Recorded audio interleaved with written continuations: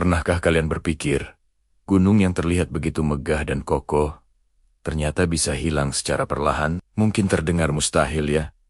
Gunung kan besar dan kuat sekali. Tapi kenyataannya, fenomena ini benar-benar terjadi. Meskipun dalam skala waktu yang sangat panjang, jauh melampaui umur kita. Jadi, apa sih yang bisa membuat gunung raksasa perlahan-lahan menghilang?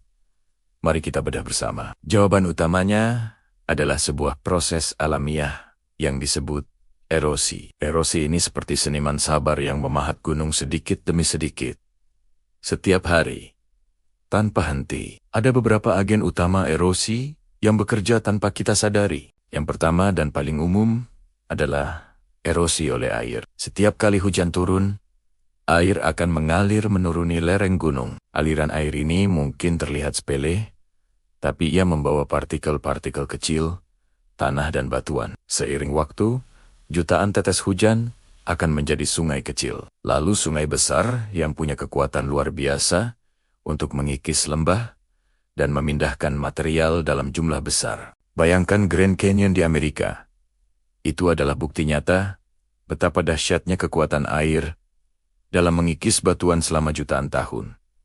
Selanjutnya, ada erosi oleh angin. Di daerah yang kering atau di pankok-pankok, gunung yang tinggi, angin bertiup sangat kencang. Angin ini membawa partikel pasir dan debu yang berfungsi seperti amplas alami. Secara terus-menerus, hembusan angin ini menggosok permukaan batuan, membuatnya terkikis dan berubah bentuk. Proses ini memang sangat lambat, tapi dalam ribuan tahun, dampaknya akan sangat signifikan. Jangan lupakan juga kekuatan es, atau yang kita kenal sebagai erosi glasial. Di pegunungan tinggi atau daerah kutub, salju yang menumpuk akan memadat menjadi es dan membentuk gletser. Gletser ini bukan cuma diam loh, karena beratnya sendiri, ia bergerak menuruni lembah dengan sangat lambat. Saat bergerak, gletser ini akan menggores, mencabut, dan menghancurkan batuan di dasarnya.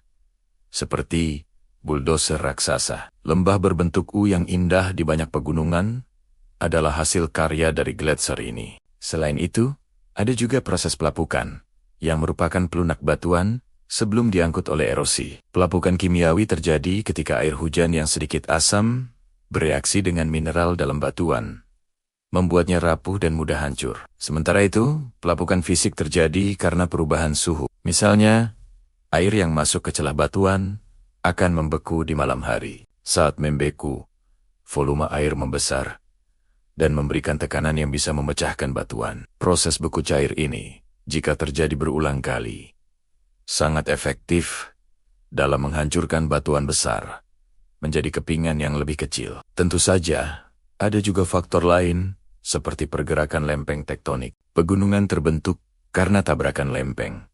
Tapi pergerakan ini juga bisa menyebabkan tanah longsor atau gempa bumi, yang secara drastis mengubah lanskap gunung dalam sekejap. Aktivitas vulkanik juga bisa membuat puncak gunung runtuh atau meledak, seperti yang terjadi pada gunung St. Helens. Jadi, meskipun kita melihat gunung sebagai simbol keabadian, sebenarnya ia terus-menerus berada dalam siklus pembentukan dan penghancuran. Proses hilangnya gunung ini memakan waktu jutaan tahun.